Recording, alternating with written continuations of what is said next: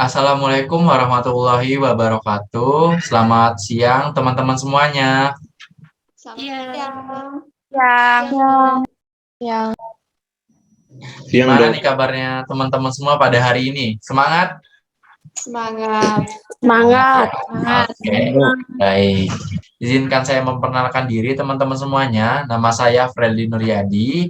Saya selaku MC kegiatan Temu Pakar pada hari ini, yang dimana Temu Pakar pada hari ini akan membahas tentang demam berdarah dengue. Yang dimana pada kesempatan kali ini kita kehadiran nih narasumber yang luar biasa yang dapat menemani kalian dalam beberapa menit ke depan, yaitu adalah Dokter Farabi. Nah, Dokter Farabi ini adalah seorang dokter spesialis anak, teman-teman.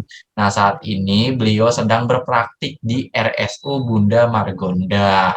Dan juga sebagai seorang dokter spesialis anak, pelayanan medis ya, beliau ini meliputi konsultasi kesehatan anak menyeluruh. Dan juga Dokter Farabi ini menamatkan pendidikan dokter spesialis anak di Fakultas Kesehatan Kedokteran Universitas 11 Maret di Surakarta. Beliau juga terhimpun dalam organisasi IDI, Ikatan Dokter Indonesia, dan juga IDAI, yaitu Ikatan Dokter Anak Indonesia. Nah, sebelum itu saya akan memberikan yang namanya susunan acara pada kegiatan siang hari ini. Yang pertama, pembukaan dari saya. Yang kedua, pembukaan dari Dokter Ririn, yang ketiga pembahasan dari Dokter Farabi, dan yang keempat sesi tanya jawab, dan yang kelima itu ada informasi penting dari rekan saya, dan yang terakhir itu ada kuis yang nantinya teman-teman bisa jawab nih kuis-kuisnya nih. Makanya dari itu teman-teman sekarang siapkan alat-alat tulisnya untuk mencatat hal-hal yang penting yang akan teman-teman dapatkan dari ilmu Dokter Farabi pada siang hari ini. Nah, mungkin untuk selanjutnya teman-teman ya, saya akan alihkan ke Dokter Ririn nih. Nah, Dokter Ririn apakah sudah siap? Iya, terima kasih Mas Fredly ya dari tim Yapindo atas pembukaannya. Sudah foto-foto tadi? Sudah, Bu. Ya. Oke. Selanjutnya acaranya akan segera dimulai. Iya, Bu. Selanjutnya pembahasan dari Dokter Farabi, Bu, kegiatannya. Oh, baik. Terima kasih Mas Fredly dan seluruh tim Yapindo dan peserta seminar pada siang hari ini. Mudah-mudahan hari ini acaranya bermanfaat bagi semua. Assalamualaikum semua peserta. Terima kasih sudah menyempatkan waktu untuk melihat atau untuk mendengarkan seminar yang berjudul Demam Berdarah Dengue. Jadi, topik pada hari ini sebetulnya amat penting ya, karena kasus DBD itu banyak dijumpai terutama pada musim hujan seperti sekarang ini. Bagaimana pencegahannya, bagaimana tata laksananya, sebetulnya karena DBD ini kan seperti kita ketahui tidak ada obatnya karena viral infection, sehingga yang dilakukan adalah pencegahan supaya tidak menjadi berakibat fatal seperti meninggal dunia ya. Untuk itu kita sebagai dokter harus bisa mendeteksi dini, harus bisa melakukan pencegahan, harus bisa tata laksana yang baik agar pasien DPD dapat tertangani dengan baik. Terutama pada teman-teman yang nantinya akan bertugas di UGD, di puskesmas, di klinik yang tentunya akan sering berjumpa dengan kasus-kasus DBD. Materi DBD kali ini dibawakan oleh dokter spesialis anak, Dr. Farabi, Elvos, spesialis anak Magister Kesehatan. Tadi sudah dibacakan oleh Mas Fredly ya, mengenai CV dari beliau. Selain menjadi dokter spesialis anak, beliau juga merupakan staf pengajar di Fakultas Kedokteran Universitas Gunadarma dan beberapa akademi kebidanan dan politeknik di Depok. Selain aktif mengajar, aktif dalam praktek sehari-hari, beliau juga aktif dalam organisasi kemasyarakatan maupun organisasi kedokteran seperti IDI, di mana beliau menjadi Dewan Penasihat IDI Depok dan menjadi sekretaris bidang legislasi advokasi PBID, pengurus besar IDI di tahun 2018-2021. Diingatkan kembali untuk teman-teman yang ingin bertanya nanti bisa dituliskan di kolom chat ya. Mas Fredly tadi sudah bilang bahwa bisa dituliskan di kolom chat, nanti akan dibantu untuk dijawab satu persatu setelah materi semua selesai disampaikan. Jadi kalau ada pertanyaan boleh dicicil, ditulis dulu, nanti dituliskan di kolom chat. Dan tadi sudah diingatkan susunan acaranya nanti akan ada door prize ya. Jadi untuk para peserta diharapkan untuk menyimak materi dengan baik, siapkan catatan, siapkan tulisan, karena nanti akan ada hadiah menarik. Nah, untuk mempersingkat waktu, saya persilakan Dr. Farabi. Dr. Farabi sudah masuk belum ya? Sudah. Oh, sudah. Baik, dokter. Saya persilakan Dr. Farabi sebagai pembicara untuk dapat memulai seminar pada pagi hari ini. Silakan, dokter. Ya, Assalamualaikum warahmatullahi wabarakatuh. Terima kasih bawa acara Ibu Dokter Moderator atas kesempatan yang diberikan. Saya akan coba membawakan judul yang sangat penting ya, judul yang sering ditemukan pertama kali oleh dokter umum ya, yang jaga di klinik, jaga di puskesmas, ataupun jaga di IGD. Nah, jadi yang perlu diperhatikan adalah, suara saya jelas ya? Jelas, Pak. Kedengaran nggak suara saya ya? Kedengaran, Dok. Bagus nggak sinyalnya? Kedengaran, Pak.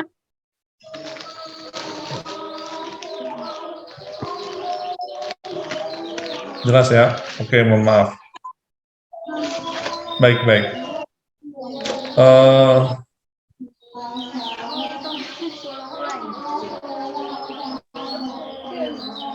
Baik, saya lanjutkan lagi ya.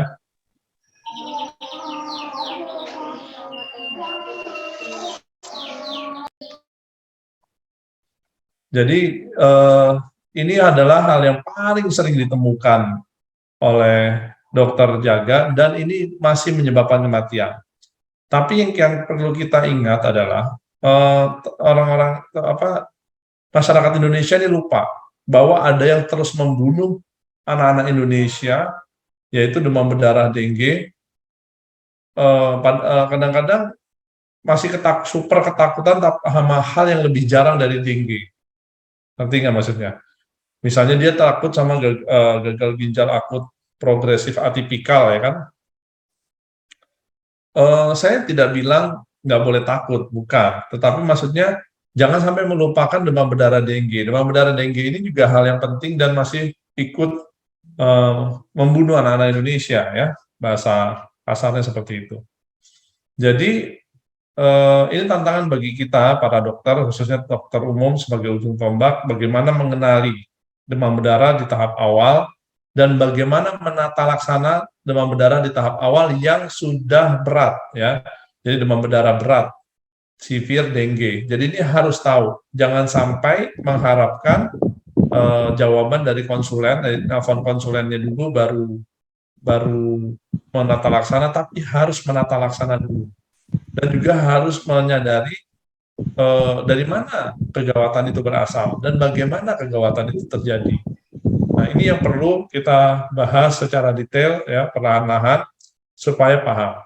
Saya tidak akan membahas segala seluk-beluk teori yang mungkin kalian sudah dapatkan semua di kuliah saat itu, tetapi kita akan bahas detail intinya dari penyakit demam berdarah dengue berdasarkan keputusan Menteri Kesehatan. Jadi sudah general, tidak berdasarkan center, dan ini yang terbaru dari keputusan Menteri Kesehatan. Baik, kita lanjut ke screen berikutnya ya. Sebagai pendahuluan, demam berdarah adalah penyakit yang disebabkan oleh virus dengue ya, termasuk dalam famili Flaviviridae dan terdapat 4 serotipe ya, DEN 1, DEN 2, DEN 3 dan DEN 4. Berdasarkan teori lain di literatur lain dinyatakan bahwa DEN 2, DEN 3 yang bertanggung jawab terhadap severe dengue. Jadi yang virulensinya paling tinggi ya. Dan infeksi dengue ditularkan oleh nyamuk betina Aedes aegypti dan Aedes albopictus. Jadi ada dua nih ya nyamuknya ya, dan nyamuk betina ya. Di mana nyamuk ini juga menularkan virus chikungunya ya, dan yellow fever dan infeksi Zika. Jadi ini nyamuk ya, memang benar-benar harus dibasmi. Jangan sampai ada di lingkungan kita. Kenapa? Karena dia banyak menularkan penyakit ya, sebagai faktor penyakit. Ini perlu diketahui bahwa tahun 2021 ya, Menteri Kesehatan Republik Indonesia mengeluarkan keputusan ya, yaitu Pedoman Nasional Pelayanan Kedokteran Tata Laksana Infeksi Dengue ya pada anak dan remaja. Jadi ini udah jadi pedoman tata laksana, jadi kita harus ikuti. Dan ini yang terbaru 2021. Takutnya masih ada yang pakai tahun 97 ya, ada yang pakai tahun 2009. Ya, ini perlu diupdate. Atau mungkin yang belajar dipakai yang 97, yang belajar pakai tahun 2009, ini perlu diupdate ya, perlu dipahami bahwa sekarang udah ada yang baru. Sebentar.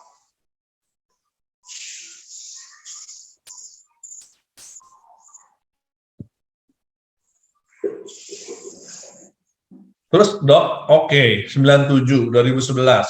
Apa bedanya sama yang baru ini? Lihat baik-baik, di sini ada tahun 97, lihat ya.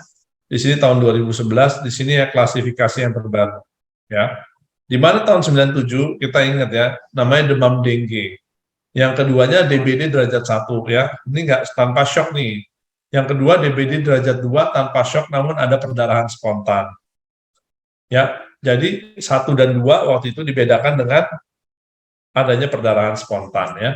DBD 3 adanya DSS ya, sindrom shock dengue ya. DBD 4 sindrom shock dengue dengan profound shock ya. Bagaimana yang tahun 2011 ya, di mana demam dengue ya. Saya pakai pointer ini.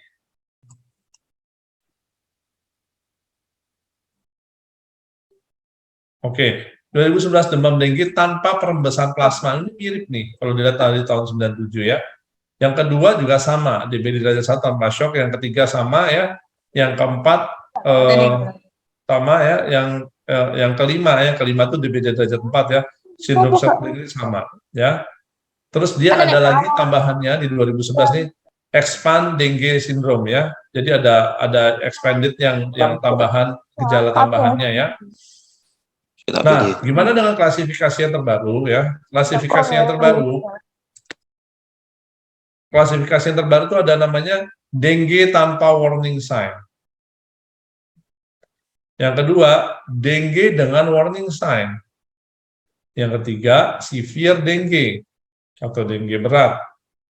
Dengue tanpa warning sign ini mirip kayak demam dengue, ya, pakai tata laksana grup A.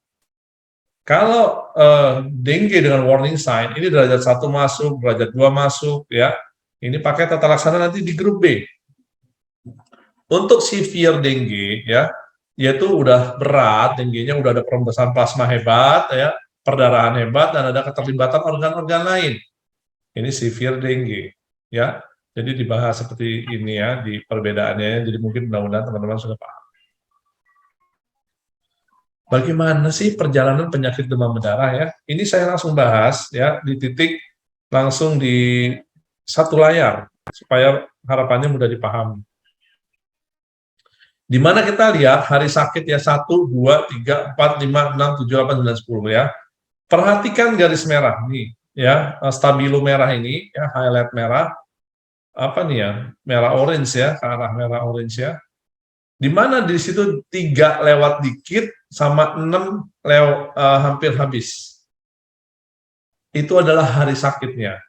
Disitulah terjadi masa berbahaya. Apa yang terjadi di sebelum masa berbahaya, di mana? Lihat di hari pertama, suhunya naik tiba-tiba, bisa sampai 40 derajat Celcius. Dan ini orang tua biasanya suka galau di sini ya, galau yang nyari dokter dan lain sebagainya. Lalu kadang kalau di anamnesis di situ ada bahasa, ada batuk nggak Bu? Ada dok dikit. batuk keselak, batuk sesekali, mungkin alergi, dimasukin dalam batuk, sehingga ini yang kadang suka mengecoh para GP.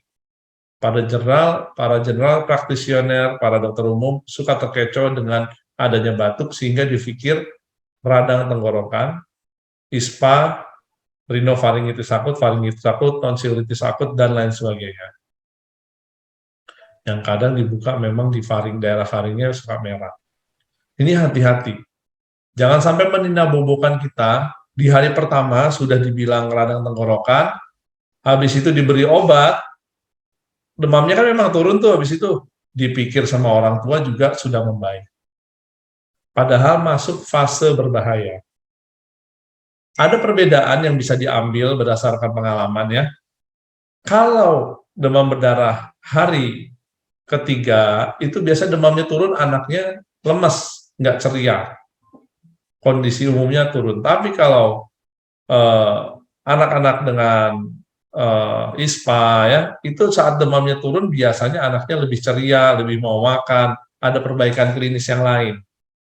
Jadi perbaikan klinis secara umumnya nyata. Tapi kalau demam berdarah hari ketiganya dia malah drop keadaan umumnya ya, yang tidak mungkin dijabarkan di sini secara gamblang, tetapi ini bisa menjadi salah satu pedoman untuk diteliti, untuk dicari tahu bagaimana menggalinya di anamnesis ya di hari ketiganya, dan juga bisa menjadi bahan edukasi kita kalau hari ketiganya lemas ya atau masih demam, mungkin perlu kontrol ulang untuk dievaluasi, mungkin nggak ini ada dua infeksi yang bersamaan, misalnya infeksi saluran nafas atau mungkin ada DBD-nya juga dua-duanya, mungkin nggak, mungkin dong ya. Jangan sampai kita berpikir penyakit hanya bisa satu gitu kan.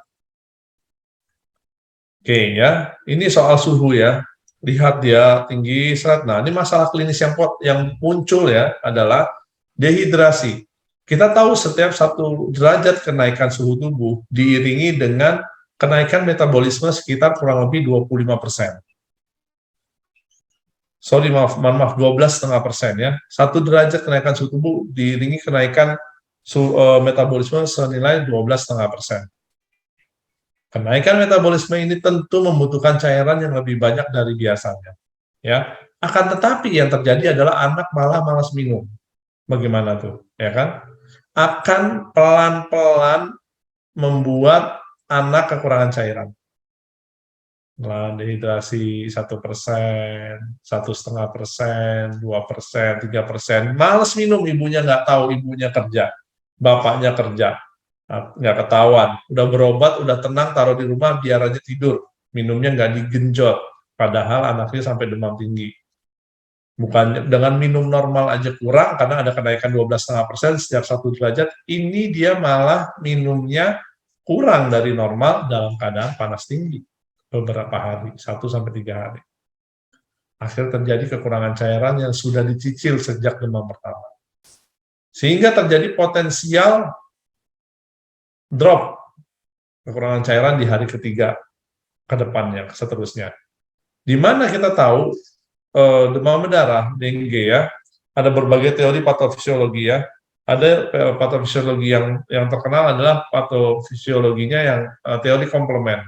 Di mana antigen masuk ke dalam tubuh, masuk ke pembuluh darah ya, akhirnya virusnya masuk ya sebagai antigen, disambut dengan antibodi, lalu terbentuklah komplement. Di situ komplement membentuk runutannya komplement 3A dan komplement 5A. Di mana komplement 3A dan 5A ini merupakan anafilaktoksin kuat yang bisa meningkatkan permeabilitas kapiler. Nah, permeabilitas kapiler yang meningkat menyebabkan perembesan plasma.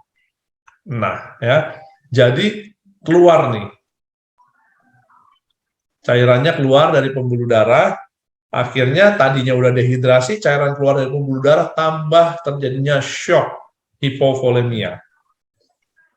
Ini yang berbahaya, yang kadang nggak diketahui pasien, taunya udah drop banget, udah kelamaan, shocknya baru datang ke rumah sakit. Sudah datang di rumah sakit, GP, dokter umum masih menunggu hasil lab, masih menunggu jawaban spesialis. Ini yang membuat akhirnya terlambat dan memungkinkan terjadinya tidak tertolong. Jadi jangan sampai itu terjadi. Kalau klinisnya udah kekurangan cairan, langsung di depan tanpa nunggu hasil lab, boleh udah diisi cairan dulu ya, seandainya itu terjadi. Tapi kalau sudah membawa lab, apalagi ya trombositopenia misalnya gitu kan.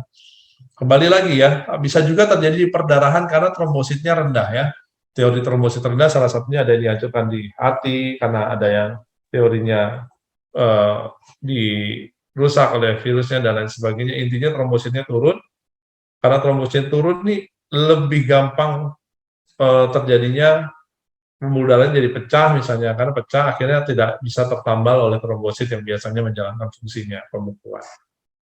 Nah, akhirnya perdarahan keluar ada cairan perembesan plasma, perdarahan akan membuat menjadi lebih hebat lagi kekurangan volume di dalam pembuluh darah.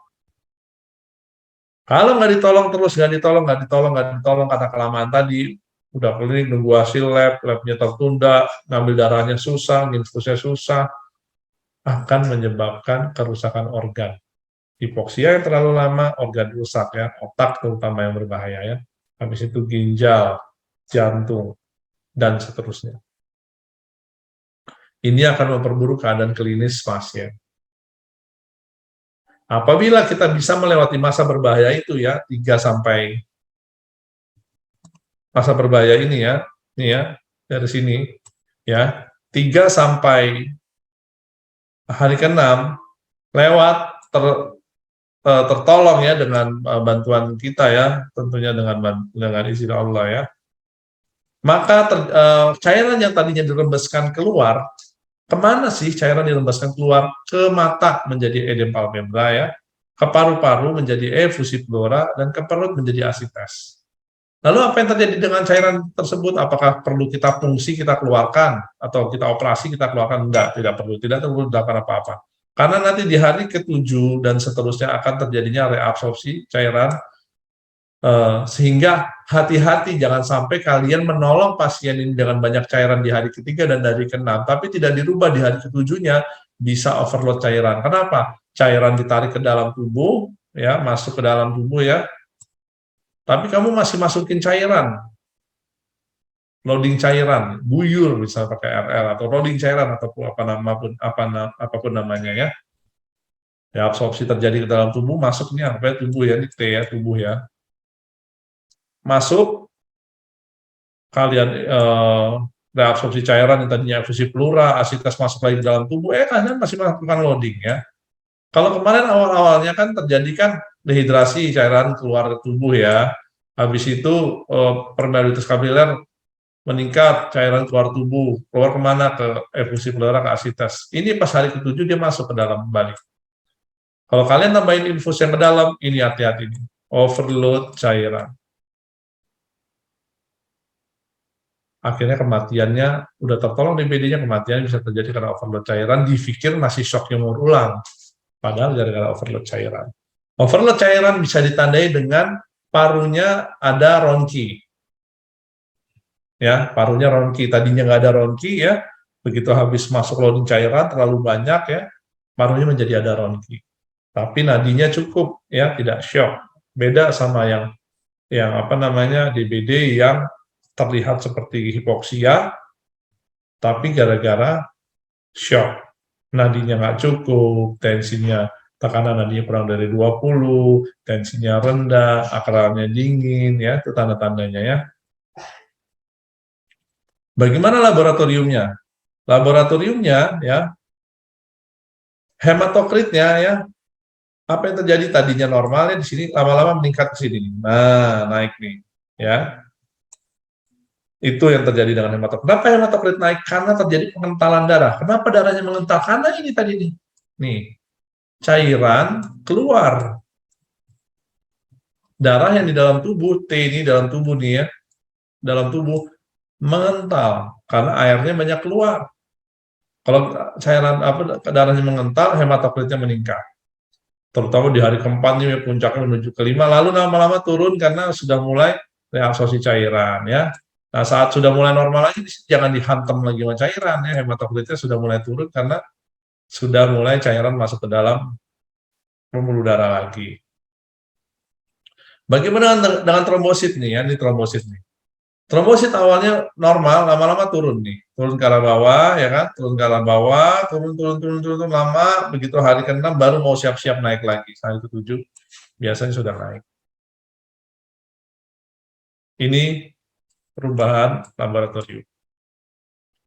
Untuk serologi dan virologi ya, di mana terjadi perjalanan penyakit dengue ya, di mana fase demam viremia ini tinggi ya, tinggi set ya. Nah, di sini terjadi viremia. Ini di sini terjadi bisa dicek NS1 di hari ke-1 sampai hari ke-4 ya, paling lama hari ke-4 lah. NS1.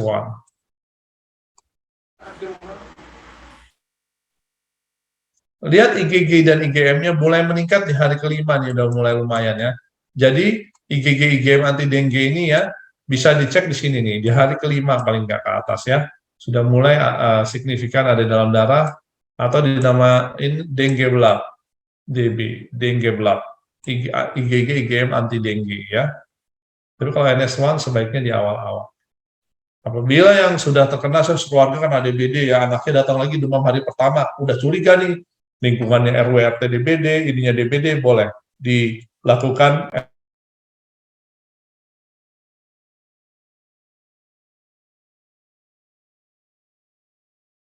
Lalu ya, misalnya hasilnya positif, jadi udah bisa lebih awal lagi. Apakah semua demam hari pertama di NS1 aja? Aduh, kasihan.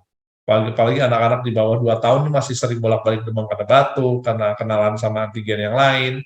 Hari pertama dicek NS1 terus berapa biayanya? Dan hari pertama terus dicek, anak itu dalam kurun hidup 2 tahun ya, hidupnya udah berapa kali cek darah ya. Kita harus cermat-cermat, kecuali kita yakin curiga banget ke arah sana baru dicek. Tapi kalau enggak, kita bisa evaluasi sampai hari ketiga. Jangan sampai lewat hari ketiga ya, edukasinya harus kuat.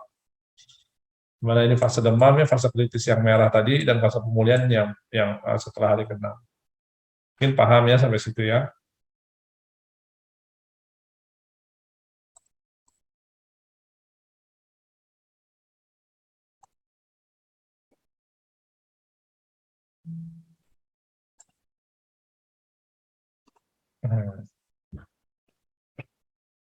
Kita lagi masalah klinis selama fase perjalanan ya.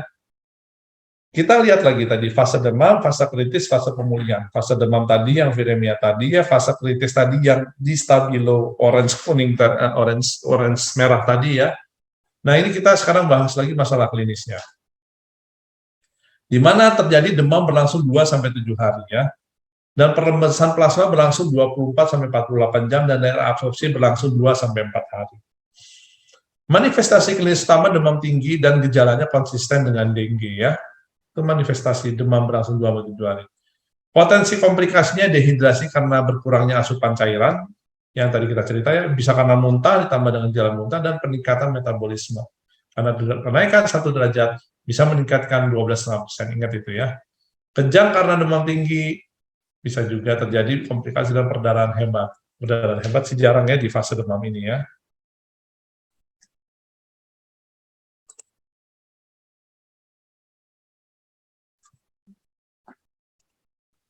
Perembesan plasma berlangsung 24-48 jam. Di mana manifestasi klinis utamanya suhu tubuhnya normal atau di bawah normal mungkin. Karena sudah mulai turun demamnya. Ingat tadi ya grafik yang pertama tadi ya. Lalu berbagai derajat perembesan plasma ke dalam rongga pleura dan peritoneum ya. Pleura efusi pleura, peritoneum bisa jadi asitas. Dan bisa juga terjadi berbagai derajat perdarahan. Bisa mimisan, gusi berdarah, muntah darah, BAB darah, ya, dan lain sebagainya, perdarahan di kulit, ya. Dan di sini sangat mungkin terjadinya resiko shock meningkat, ya, sangat tinggi terjadinya resiko terjadinya shock. Dan apabila shocknya tidak tertolong, bisa terjadi kematian. Jadi harus hati-hati di fase kritis ini atau fase perembesan plasma. Potensi komplikasi pada fase kritis ini apa? Shock karena perembesan plasma yang hebat dan atau perdarahan masif yang nggak dikenali. Ya. Jadi hematokritnya bukannya naik karena terjadinya kekurangan cairan, malah turun. Hematokrit turun, tensi turun, anak makin pucat, ya berarti ada perdarahan. Nah, nggak dikenal nih perdarahan di mana. Nah, ini yang harus cari tahu oleh dokter. Atau juga bisa terjadi perdarahan di otak. Nah, di otak nanti gejalanya beda lagi. Gejalanya nggak kayak DBD klasik ya, gejalanya mirip kayak peningkatan tekanan intrakranial.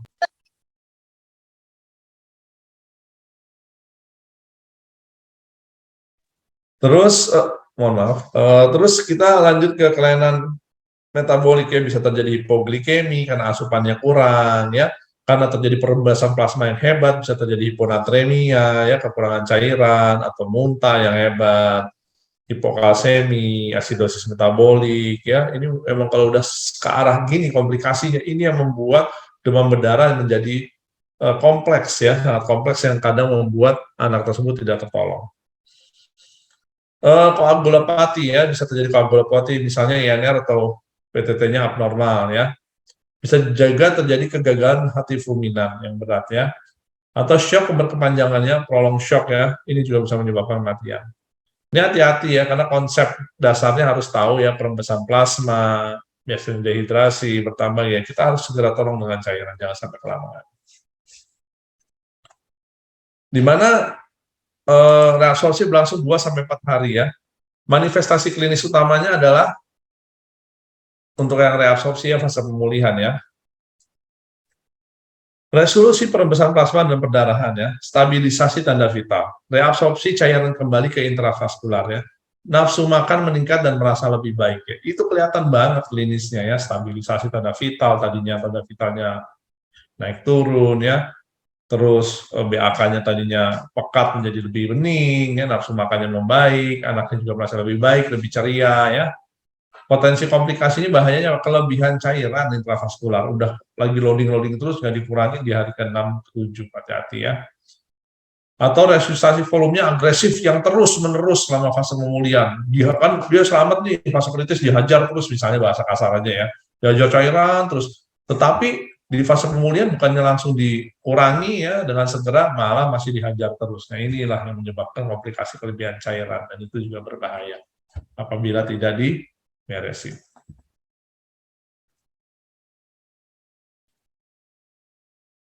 Itu kan tadi ada ya warning dengue with warning sign sama without warning sign. Warning sign-nya apa sih? Nah, nih ya kita lihat klinis dan laboratorium. Kalau klinis, warning sign-nya muntah terus-menerus atau muntah persisten. Atau itu apa muntah persisten?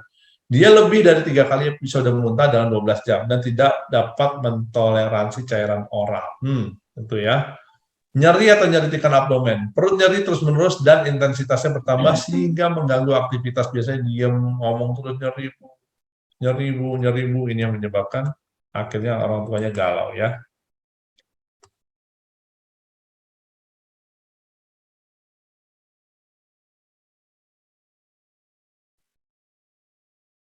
Gelisah atau letargis, di mana kesadaran menurun atau irritable. Kita sudah bahas ya kenapa ini terjadi tadi di patofisiologi dan di perjalanan penyakit ya. Sekarang saya tinggal bahas gejalanya aja. Kesadaran menurun atau irritable ya. Yang berikutnya perdarahan mukosa. Tadi udah dijelaskan juga, bisa mimisan, epistaksis, perdarahan gusi, perdarahan kulit berupa petekia ya, purpura, perdarahan konjungtiva, subkonjungtiva, itu yang terjadi. Dan terjadinya hepatomegalia, pembesaran hati teraba melalui pemeriksaan fisis lebih dari 2 cm ya. Klinis dijumpai akumulasi cairan.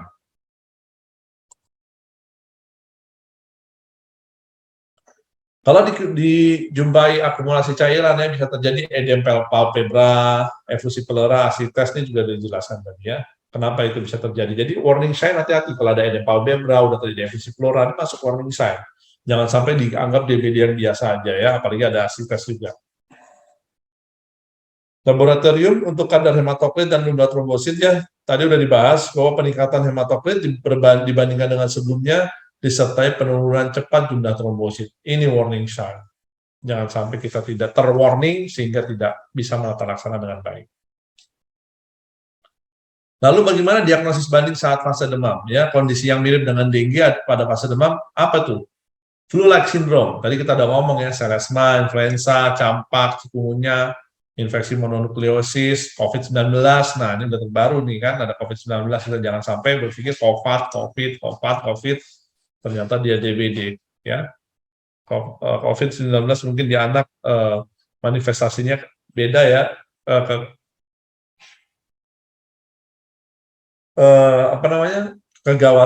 Perburukannya, jumlah perburukan lebih banyak di dewasa, tapi kalau dengue ya lebih banyak anak kayak saya kira ya, tapi saya memang data pastinya saat ini belum begitu pasti. Nah, tetapi dengue ini memang harus diperhatikan dengan baik, karena kalau ditolong dengan baik bisa lolos dari kematian.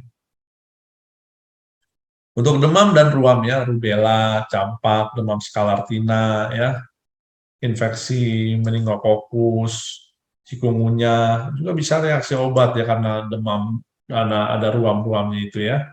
Jadi harus hati-hati, jangan sampai kita berpikir oh ini dok habis ganti susu dia demam merah-merah, oh itu karena ganti susu aja nggak apa-apa kasih obat, nah, ternyata ada DBD-nya, harus hati-hati ya. Untuk diare yang rotavirus dan infeksi usus lain, rotavirus kadang juga bisa disertai demam ya, atau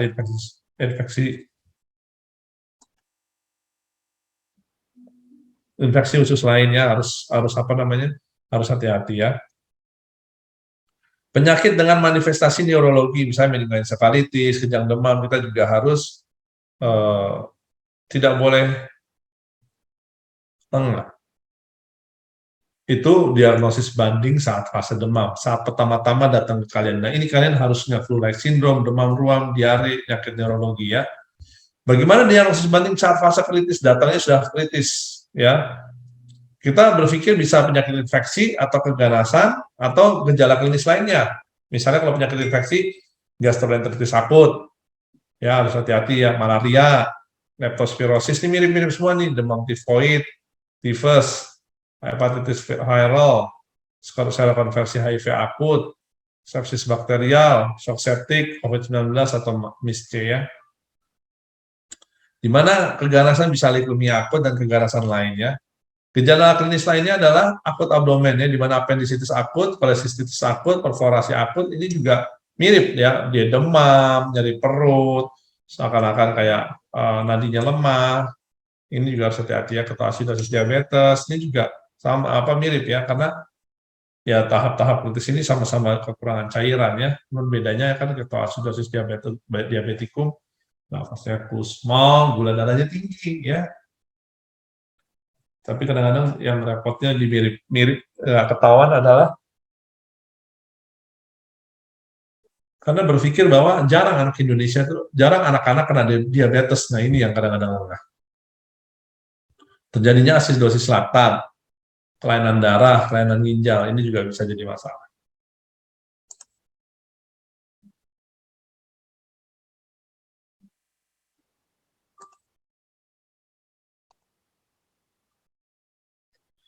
Klasifikasi infeksi dengue ya, di mana ada dengue with warning sign ya, atau without warning sign ya, di mana warning sign ini di dalam lingkaran tanpa ya, sama-sama di dalam, tapi begitu warning sign hati-hati bisa terjadi ke severe dengue.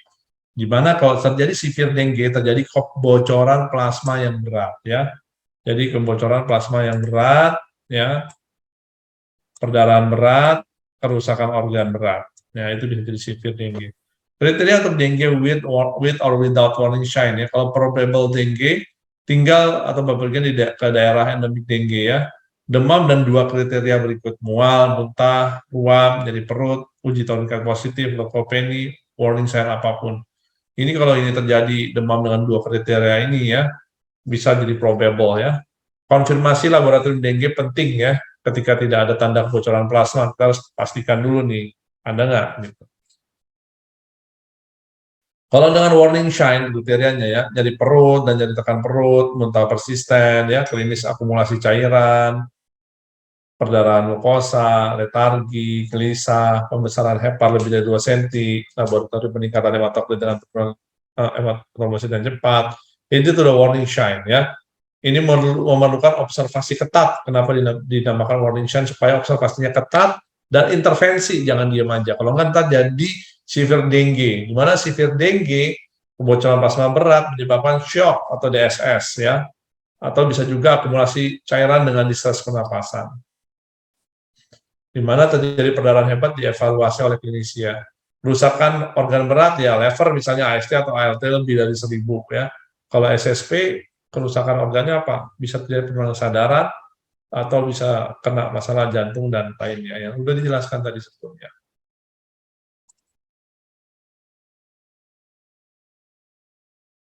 Bagaimana cara menilai hemodinamiknya ya?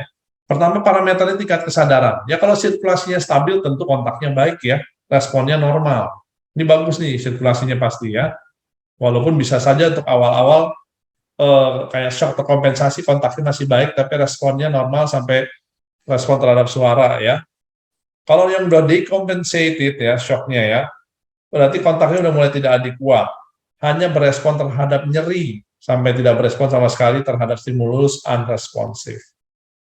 Bagaimana waktu pengisian kapiler? Kalau yang masih stabil kurang dari 2 detik, tapi kalau udah lebih dari 2 detik, ini udah mulai shock terkompensasi ya, udah mulai kelihatan ya. Dan kalau misalnya decompensated udah sangat lambat ya, udah putih smart rata ya. Untuk ekstremitasnya hangat dan merah muda. Tapi kalau udah shock terkompensasi udah mulai dingin perifernya. Dan kalau udah decompensated, ekstremitasnya lembab dan dingin. Nah, udah pakai lembab segala nih ya.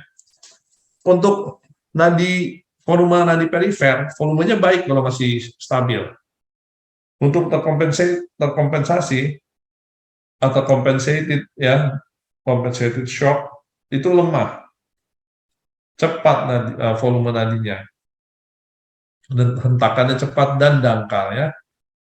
Lemah nggak ada itu kalau benar-benar decompensated ya. Detak jantungnya gimana ya, normal sesuai usia kalau stabil. Kalau nggak stabil, detak jantungnya takikardi. Kalau decompensated ya udah parah ya, takikardi berat dengan bradikardi pada shock yang lanjut ya. Kalau untuk tekanan darah normal sesuai usia ya, kalau misalnya normal. Tapi kalau terkompensasi tekanan sistolik normal, tapi diastolik meningkat, tekanan nadi menyempit. Untuk shock dekompensasi ya, tekanan nadinya sempit kurang dari 20 mm Hg atau hipotensi.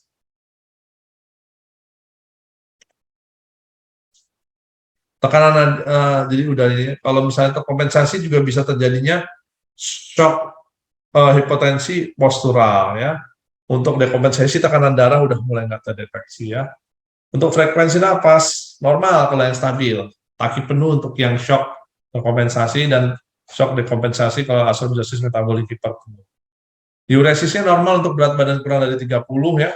Jadi gini, diuresisnya kalau yang stabil normal. Cara ngitungnya untuk berat badan kurang dari 30 kg berat badan, bisa pakai diuresisnya lebih dari 1 cc per kilo per jam. Kalau yang lebih dari 30 kg berat badan, diuresisnya setengah cc per kilo per jam. Adanya penurunan diuresis dari nilai normal kalau yang terkompensasi, kalau yang sudah decompensated anuria. Ini lumayan buat contekan ya, kalau lagi praktek nanti ketemu di UGD, kalau yang lupa-lupa, usia 1 bulan, laju normal nafasnya berapa ya, batas atasnya berapa, tuh jantungnya berapa, batas atasnya berapa, sistoliknya berapa ya, ini dari Kemkes. Kemarin IDAI juga sempat mengeluarkan juga ya, ini ya, kalau ngomongin soal nilai normal, 1 bulan, 1 tahun, 2 tahun, itu berbagai literatur berbeda-beda. Cermat-cermatlah ya, yang penting lihat klinis.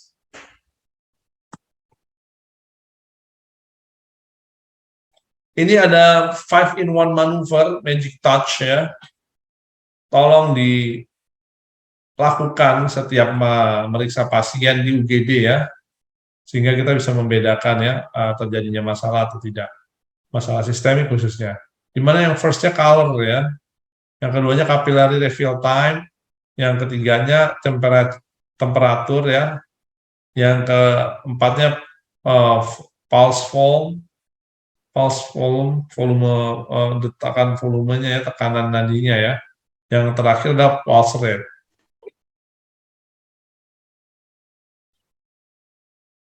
Nah ini dia ya. Tes laboratorium yang tepat itu apa sih ya? Untuk dugaan infeksi dengue ya, di mana kurang dari hari kelima isolasi virus tuh bisa ya, atau ceknya diagnostiknya pakai NS1 bisa ya, atau RT-PCR ya. Untuk hari kelima nih NS1 di Kemkes ini masih bisa dibilang diperiksa, akan tetapi beberapa literatur lain menyatakan kurang dari hari kelima itu sudah mulai menurun ya kadarnya di dalam darah ya. RT-PCR ya, habis itu IgM anti dengue. Nah, habis itu ya lebih dari hari kelima ini bisa pakainya hanya IgM anti dengue ya. Surveillance dilakukan setelah ada positif, identifikasi serotype, dua-duanya ya. Lalu dilakukan sequencing dan epidemiologi ya. Untuk interpretasi hasil uji diagnosis dengue ya, di mana highly suggestive ya, bila ditemukan IgM pada sampel serum tunggal ya. Kalau confirm, salah satu dari berikut PCR positif, kultur virus, secara konversi IgM pada serum berpasangan, secara konversi IgG pada serum berpasangan ya.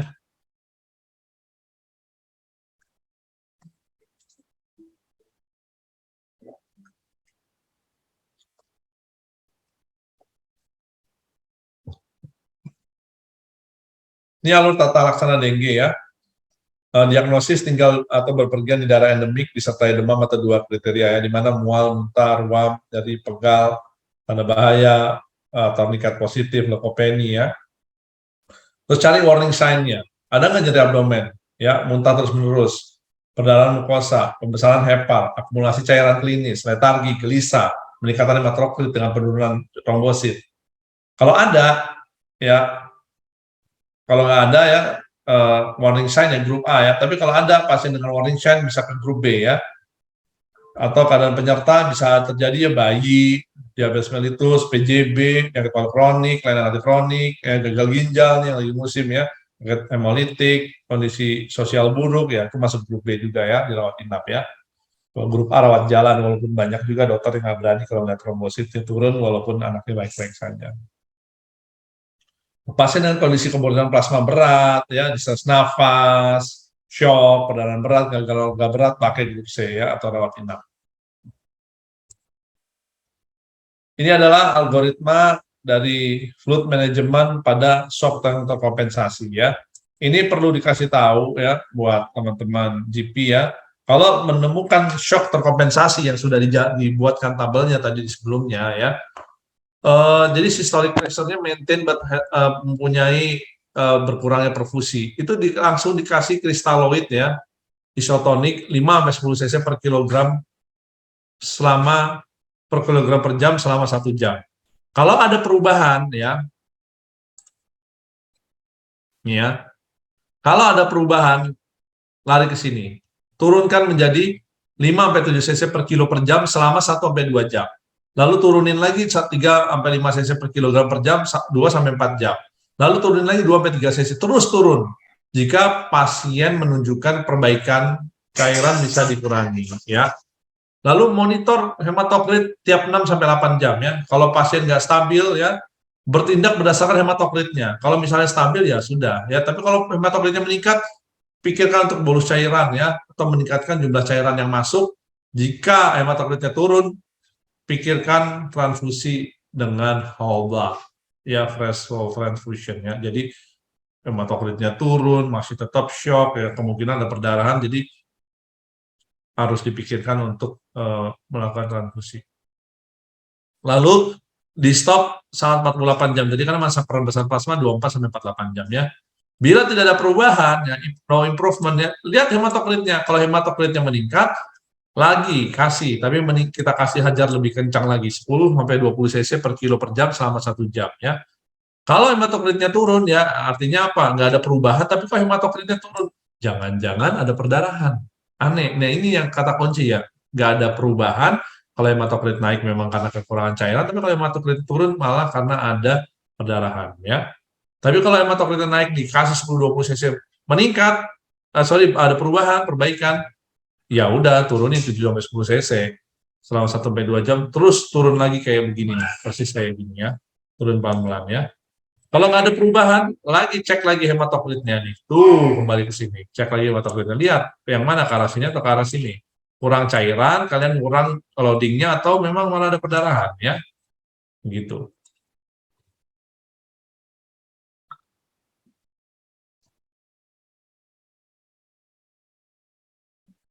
Gimana nih, start clear drawing? Oh, ini dia.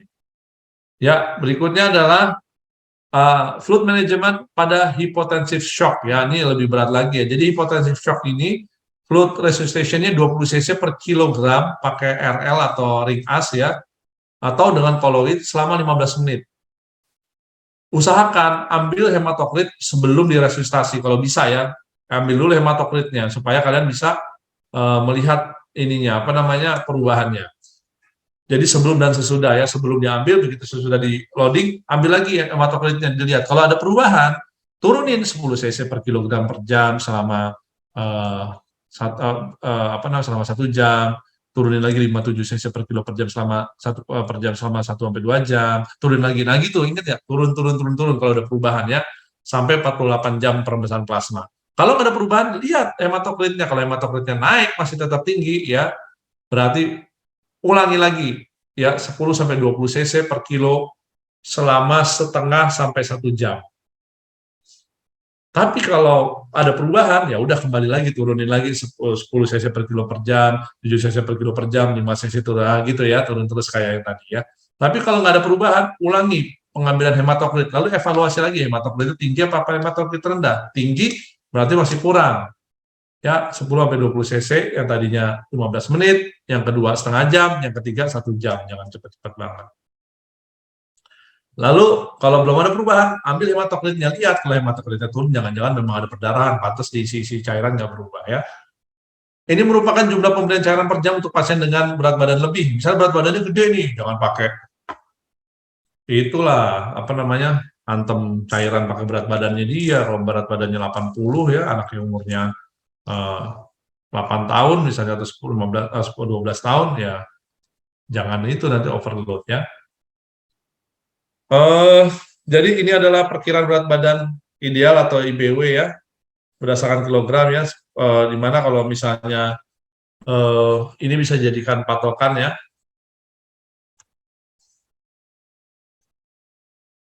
Ini kalau perkiraan berat badan ideal dengan berat badan lebih dan obesitas ya, pakai tinggi, misalnya di UGD tuh ukur aja tingginya kan bisa tuh, dengan tiduran juga bisa ya, pakai Medline ya, atau memakai Medline, nanti ditandain di titik tertentu terus ditambahin lagi dengan sisa dari tengah ke ujungnya.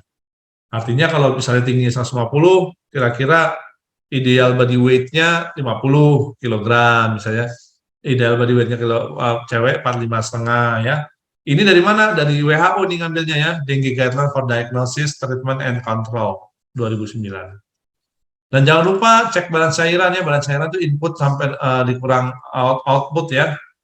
Habis itu inputnya itu makan, minum, injeksi, infus, dihitung semua. Outputnya muntah, kencing, BAB, kateter, NGT, semua dihitung semua ya. Demikian, terima kasih. Saya serahkan kembali ke Ibu Moderator.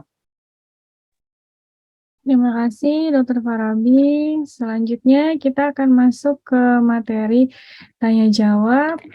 Untuk peserta yang ingin bertanya, silahkan ketik di kolom chat, ditunggu pertanyaannya. Mungkin satu pertanyaan dulu, ini kolom chatnya belum ada yang ngetik.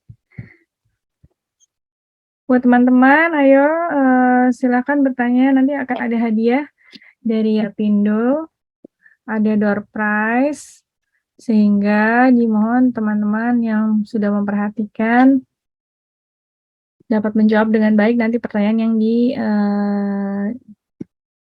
yang diberikan oleh tim panitia. Untuk saat ini belum ada pertanyaan nih, dokter gimana dok?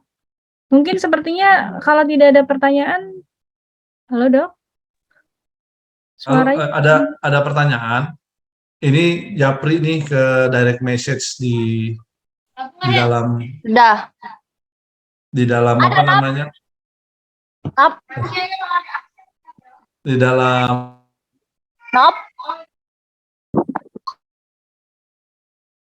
Jadi apa potensi komplikasi kelebihan cairan, apa penyebabnya ya dok? Penyebabnya tadi ya seperti saya nyatakan bahwa udah tahu dia sudah masa perembesan plasma, kembali lagi ke dalam pembuluh darah, masih tetap di loading cairan. Jadi kebablasan loadingnya. Memang awalnya dia shock, loading, nggak diturunin, nggak sesuai dengan improvementnya gitu.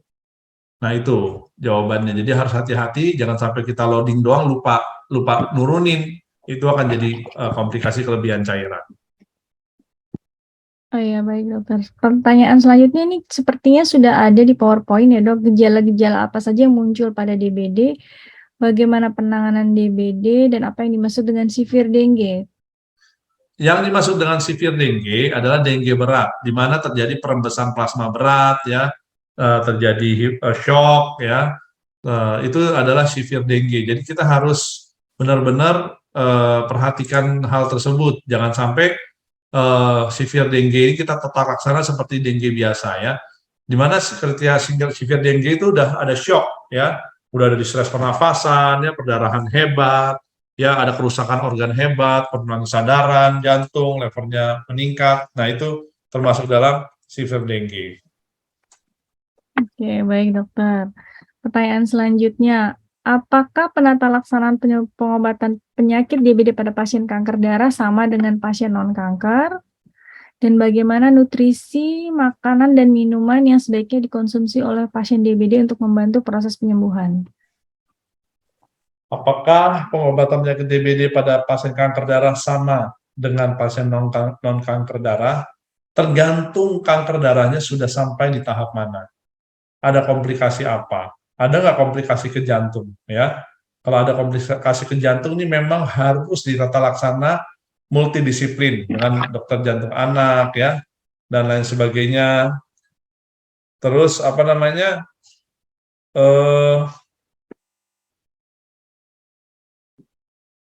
Habis itu kanker darahnya bagaimana nih, ya kan?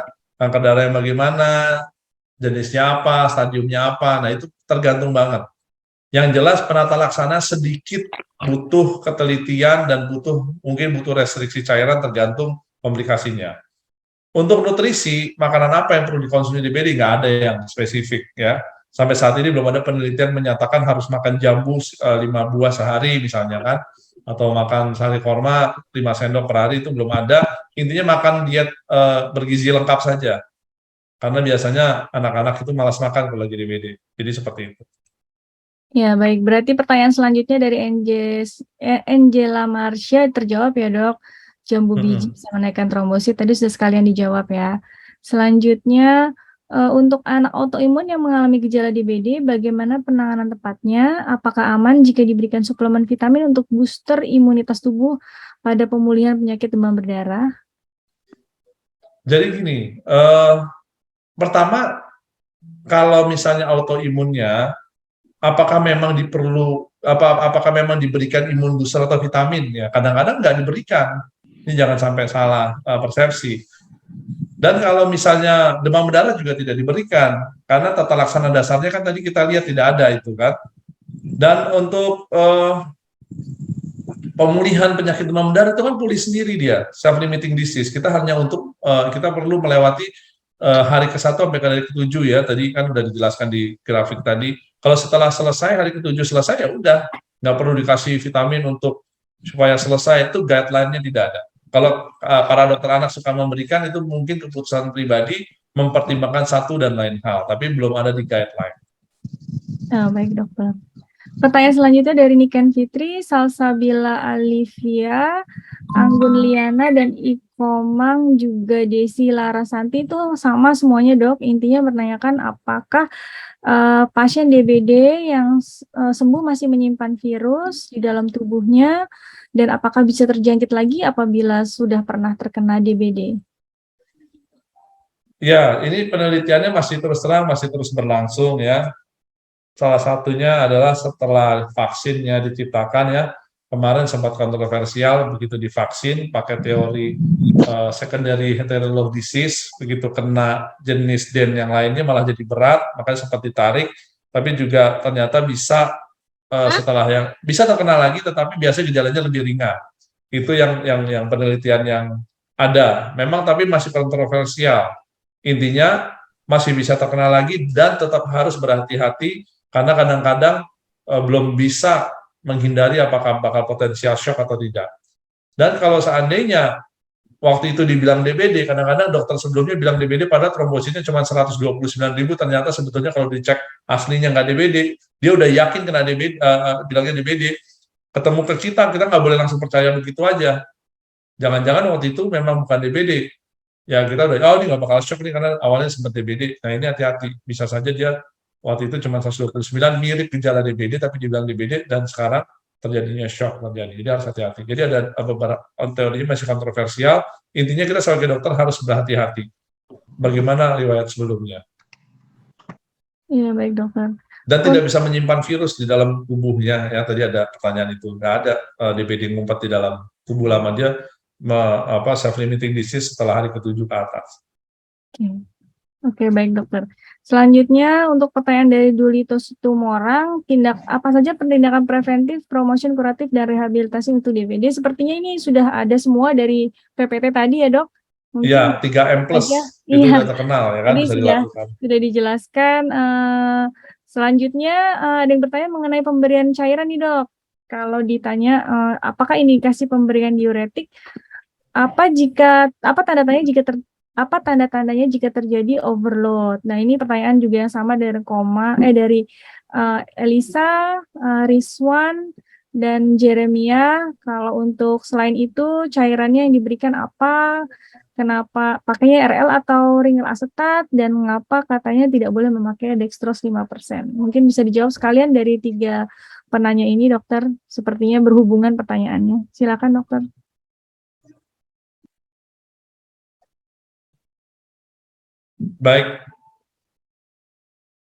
Baik, untuk Dolito sudah dijawab ya tadi 3M+ ya, dilakukan prevensinya gitu, dan promosinya kalian harus iklan di mana-mana ya, samperin pasien ke daerah perkampungannya. Untuk indikasi pemberian diuretik, apabila terjadi overload cairan ya di hari ke-7 ya, dan apakah jika sudah terdapat tanda overload cairan selalu diberikan diuretik. Kadang-kadang kalau tubuhnya mampu mengeluarkan sendiri, itu kadang-kadang dokter juga ada yang tidak memberikan diuretik, yaitu dengan cara pemantauan yang ketat ya. Tetapi kalau memang yakin ada overload cairan ya terjadi, ya harus diberikan diuretik untuk membantu pengeluaran cairannya. Tapi jangan sampai masih terjadi perembesan plasma, tetapi dikasih diuretik malah tambah shock. Oke, terus menentukan agar tidak terjadi overload cairan, ya tadi sudah saya jelaskan kan ya di belakang itu ya, di mana overload cairan bisa terjadi dengan tandanya salah satunya ronki ya, nadinya udah kuat, akralnya sudah mulai hangat ya, jadi udah cukup tetapi tetap masih diberikan loading cairan gitu. Bagaimana supaya tidak terjadi overload cairan? Ikuti guideline. Jangan sampai nggak ikut guideline ya. Kalau ikuti guideline tadi diturunkan perlahan dan stop dalam 48 jam, insya Allah tidak akan terjadi overload. Kenapa harus pakai RL? Ya karena harus pakai RL itu ya, kristaloid itu lebih besar cairannya dari cairan maintenance, ininya, partikel molekulnya ya, lebih besar lagi dia pakai koloid. Nah, dan juga untuk diberikan secara cepat itu boleh, kalau gula diberikan secara cepat itu tidak boleh ya, karena apa? Karena gulanya akan tinggi sekali, yang dibutuhkan dia cuma volume doang kan, volume itu yang benar-benar isinya aman. Dan kalau suruh pilih yang mana, RL atau ring as? Pakainya ring as, karena kalau laktat itu di metabolismenya di lever.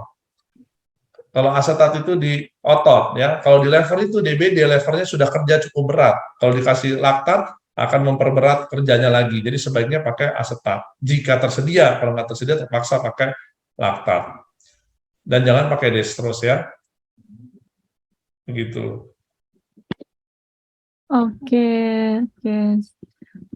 Sepertinya pertanyaannya sudah terjawab semua, dokter. Apabila teman-teman ada yang ingin ditanyakan, mungkin terlewat boleh bisa ditanyakan nanti ke DM IG Dr. Farabi. Jadi Dr. Farabi ini menerima pertanyaan untuk teman-teman. Kalau ada yang ingin masih ditanyakan di IG beliau @dr.farabi ya, bisa dikonfirmasi ke itu. Mungkin buat teman-teman yang nanti di daerah terpencil, bingung mau tanya kemana, tanya dokter spesialis anak, bisa DM ke inbox IG beliau. Ya, sementara hari ini cukup ya dokter, alhamdulillah kita sudah sampai di akhir acara. note taking dari materi mengenai DBD kali ini bahwa demam berdarah dengue merupakan kasus yang paling banyak dijumpai di praktek sehari-hari dan dapat berakibat fatal karena jika sudah terjadi shock maka dapat mengancam nyawa pasien. Penting bagi dokter sebagai garda terdepan mengetahui tanda shock dan tata laksana yang komprehensif untuk pasien demam berdarah dengue. Alhamdulillah materi kali ini sepertinya sangat menarik sehingga banyak pertanyaan dari para peserta. Seperti diingatkan buat yang baru teringat ada pertanyaan bisa inbox DM Dr. Farabi @dr.farabi@dr.farabi. Beliau biasa menjawab DM inbox IG untuk teman-teman yang mungkin suatu saat ditempatkan di daerah terpencil bingung mau tanya kemana bisa DM inbox beliau. Terima kasih Dr. Farabi atas ilmunya dan insya Allah bermanfaat dan terima kasih atas kehadirannya teman-teman di seminar kali ini. Terima kasih kepada tim panitia Yapindo yang telah memfasilitasi seminar kita di hari ini. Semoga sukses untuk Yapindo dan teman-teman semua. Insya Allah kita akan bertemu lagi di lain kesempatan. Ada door prize dari Yapindo untuk acara selanjutnya kami serahkan ke MC. Saya Dr. Ririn dan Dr. Farabi, spesialis anak Magister Kesehatan, izin undur diri. Mohon maaf jika ada kesalahan. Kesalahan itu datang dari kami karena kebenaran adalah milik Allah Subhanahu wa Ta'ala. Terima kasih semua. Assalamualaikum warahmatullahi wabarakatuh. Saya kembalikan ke MC-nya. Terima kasih. Mas Assalamualaikum semuanya. Izin pamit ya. Izin live ya. Assalamualaikum. Baik, terima kasih Dr. Irin dan juga Dr. Farabi atas waktunya dan juga atas penjelasannya. Oke ya, di sini saya mau screen. Oke, nanti teman-teman bisa login dulu nih ke Kahoot. Kalian login dulu ke Kahoot. Nanti ini saya akan mulai start ya. Oke, akan start. Nah, saya mulai. Nah, ini teman-teman bisa dicatat dari PIN-nya atau teman-teman bisa langsung ini ya, barcode-nya ya. Ayo, saya tunggu hingga mungkin 5 menit ke depan ya. Setelah itu saya kunci, habis itu saya start. Oke, silakan teman-teman semuanya join ke Kahoot ya. Ini kita memberikan juara dari juara 1, juara 2, dan juara 3. Oke, ini Anissa Nur. Oh ya, teman-teman yang join jangan lupa cantumkan nama kalian dan juga nama kampus kalian ya.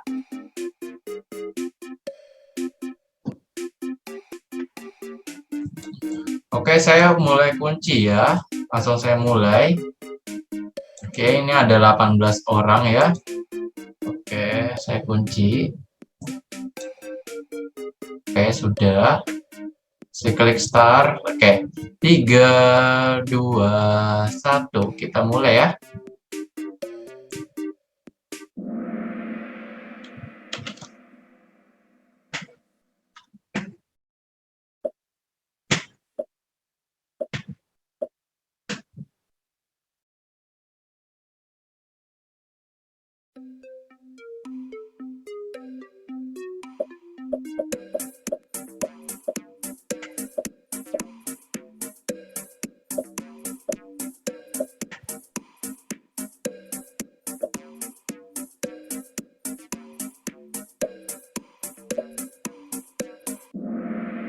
Oke, 8 orang betul ya. Oke. Next. Oke, kita next ya. Kita lihat skornya ya. Oke, Mawarda memimpin ya. Kita lanjut. Oke. Quiz yang kedua. Oke, ini double point ya.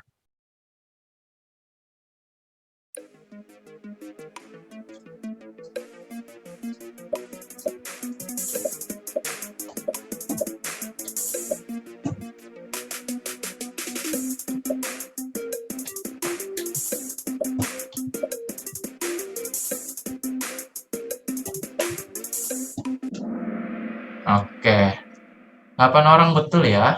Oke, kita next kembali. Kita lihat skornya. Oke, Nurul.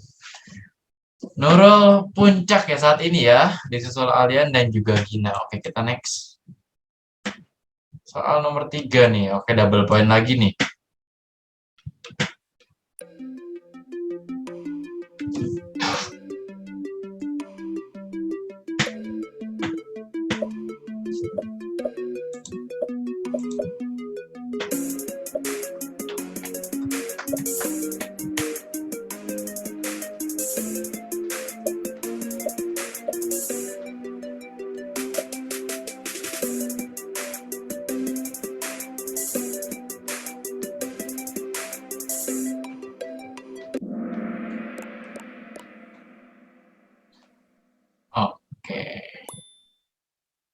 Jadi ini ya, nggak ada yang betul ya untuk jawaban ini ya. Kita next aja. Oke, skor masih Nelly yang memimpin ya. Soal nomor 4 ya.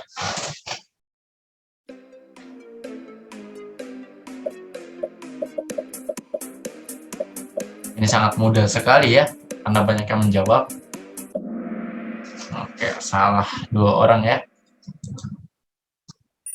Oke, Gina memimpin. Oke, dan jangan lupa ya, bagi teman-teman semua yang juara 1, 2, dan 3, langsung hubungi aja nomor yang nanti kalian akan kirimkan buktinya. Lalu screenshot juara kalian ya, agar mendapatkan door prize-nya. Kita next. Oke, ini pertanyaan terakhir ya. Ayo. Ini sangat mudah sekali. Oke, 11 orang yang betul ya. Kita next. Oke, kita lihat podiumnya. Jangan lupa screenshot. Oke, Meli Nurul ya. Juara 3. Oke, dia juara 2. Dan juara pertamanya Alian. Oke, sayang sekali Gina harus turun. Oke, jangan lupa langsung hubungi kontak person yang akan nantinya kalian kirimkan buktinya. Langsung aja, langsung hubungi ke situ ya, agar nantinya kalian akan mendapatkan door prize dari kami. Nah, jadi mungkin itu sekian dari kuis kita pada sore hari ini ya.